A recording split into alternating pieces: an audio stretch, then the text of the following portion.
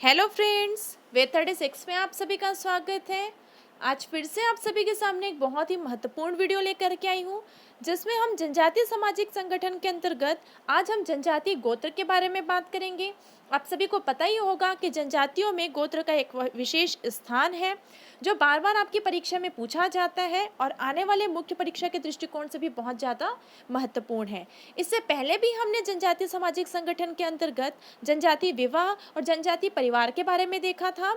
यदि आप लोगों ने वो वीडियोस नहीं देखे हो तो ऊपर आई बटन पे प्रेस करके वो वीडियोस जो है वो देख सकते हैं। इसके अलावा मैंने डिस्क्रिप्शन में भी आप लोगों को लिंक दे रखा है, आप वहां से भी देख सकते हैं। तो चलिए आज हम बात करने वाले हैं गोत्र की परिभाषा, विशेषता और गोत्र के परिवार के बारे में। तो प्रारंभ करते हैं।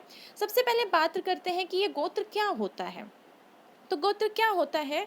गोत्र जो है वो हमारे पूर्वजों, वंशजों की एक ऐसी अटूट श्रृंखला है जिसको हम निरंतर आगे बढ़ाते जा रहे हैं। ऐसा माना जाता है कि गोत्र की उत्पत्ति जो है वो सप्त ऋषियों से हुई है। सप्त ऋषि जो है वो अपने अपने स्थान को बनाए रखने के लिए वो गोत्र की उत्पत्ति किए, जिसमें से एक ऋषि की जितनी भी संतानें हुई होंगी वो संतानें एक दूसरे से विवाह नहीं कर सकते, क्योंकि वो समगोत्री या भाई बहन थे। इसी वजह से वो सप्त ऋषियों की जो संतानें जो है वो पहले ब्राह्मणों में आती गई। ब्राह्मणों में गोत्र का प्रचलन था, क्योंकि गोत्र की वजह से उनको पता था कि ये हमारे समगोत्री हैं तो हमको इनसे विवाह नहीं करना है। इस टाइप की चीज़ें धीरे धीरे जो है वो जनजातियों में या अन्य समाजों में भी गोत्र की जो है प्रथा जो है वो फैल गई। तो गोत्र वही है कि हमारे पूर्वजों की एक ऐसी अटूट श्रृंखला है जिसको हम निरंतर चला रहे हैं, या हमारे पिता या उनके पिता, हमें नहीं पता कि 5 पीढ़ियों के बाद कि उनके वंशज कौन है या हमारी उत्पत्ति किनसे हुई है।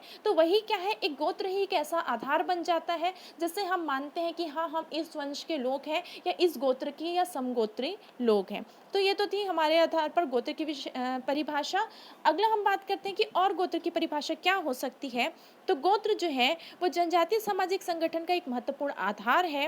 गोत्र को कई कुलों का समूह माना जाता है, अलग अलग कुलों का समूह माना जाता है गोत्र को, जो माता या पिता से के संबंधियों से मिलकर के बनता है।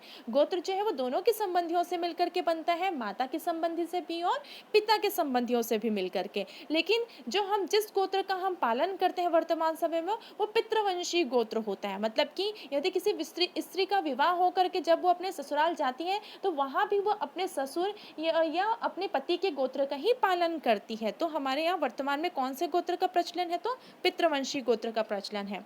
गोत्र का प्रारंभ जो है वो परिवार के किसी पूर्वज से माना जाता है। मैंने बताया कि हमें नहीं पता हमारी उत्पत्ति कहाँ से हुई है। बहुत सारी अलग अलग दंत कथाओं के अनुसार हम मानते हैं कि हाँ, शायद हमारी उत्पत्ति यहाँ से हुई है। तो वही गोत्र का प्रारंभ भी किसी पूर्वज से या किसी ऋषि मुनियों से या किसी दंत कथाओं से माना जाता है।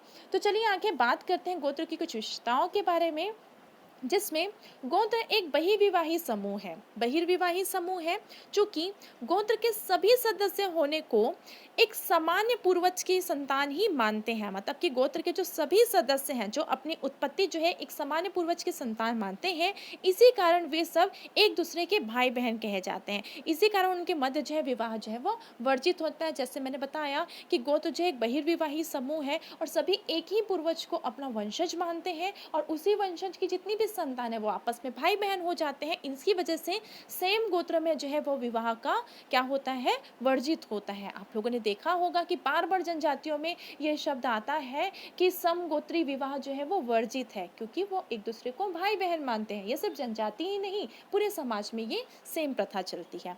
इसके अलावा गोत्र का संगठन एक सामान्य पूर्वज की कल्पना पर आधारित है। मतलब कि कोई होंगे पूर्वज, हमें नहीं पता, लेकिन एक सामान्य पूर्वज की कल्पना हम कल्पना कर सकते हैं कि हाँ, हम इस पूर्वज से हमारी उत्पत्ति हुई है, उसी गोत्र को हम निरंतर चलाते आ रहे हैं।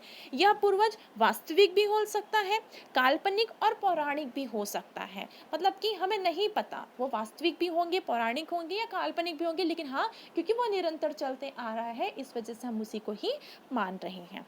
अगला है गोत्र की प्रकृति एक पक्षी होती है, अर्थात एक गोत्र में या तो माता की ओर से सब परिवारों का संकलन होता है या फिर पिता की ओर से सब परिवार जो है वो सम्मिलित होते हैं। मैंने बताया कि माता और पिता के सम्मिलित या दोनों के सम्मिलित गोत्र को हम गोत्र कहते हैं, जिसमें एक पक्षी होगा, या तो हम माता के गोत्र को मानेंगे या तो हम पिता के गोत्र को मानेंगे। जैसे आपने विवाह में और परिवार में भी लिखा, मातृ सत्तात्मक परिवार, पितृ सत्तात्मक परिवार, उसी प्रकार के यदि मातृ सत्तात्मक परिवार है तो उसमें माता के गोत्र को माना जाएगा, वो एक पक्षी होगा। यदि पितृ सत्तात्मक परिवार है तो उसमें पिता के गोत्र को माना जाएगा। तो ये तो थी कुछ गोत्र की विशेषताएं। चलिए हम आगे बात करते हैं गोत्र के कुछ प्रकार के बारे में।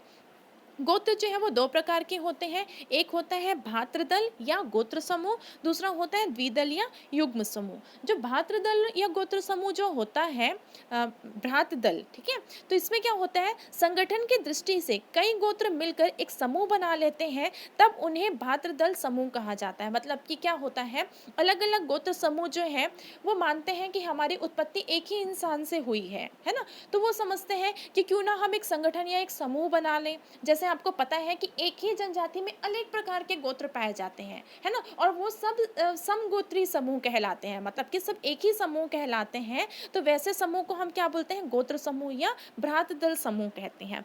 और दूसरा होता है द्विदल या युग्म समूह। ये क्या होते हैं कि कई जनजातियों में पूरे गोत्र दो भागों में बढ़ जाते हैं, वे आपस में एक स्वतंत्र गोत्र की भांति जो है व्यवहार करने लगते हैं, इसी वजह से उन्हें द्विदल या युग्म समूह भी कहा जाता है। मतलब कि जब क्या होता है, कई वर्षों के पश्चात जब लोग या परिवार जब अलग अलग हो जाते हैं तो उनके गोत्र भी अलग अलग समूहों में बढ़ जाते हैं, फिर वो स्वतंत्र की भांति भी व्यवहार करने लग जाते हैं। फिर बाद में वो खुद ही ये भूल जाते हैं कि हम शायद सेम गोत्र थे, और उनमें विवाह की प्रथा भी जो है वो चलने लगती है कि हाँ, सेम गोत्र में भी विवाहें जो है वो होती हैं। तो ये तो थी आपके कुछ गोत्र के प्रकार के बारे में। यदि आप लोगों को वीडियोस अच्छे लगे हो तो आप मुझे कमेंट करके ज़रूर बताइएगा, और यदि आप लोगों को कुछ और भी वीडियोस चाहिए हो तो भी आप मुझे बताइएगा। धन्यवाद।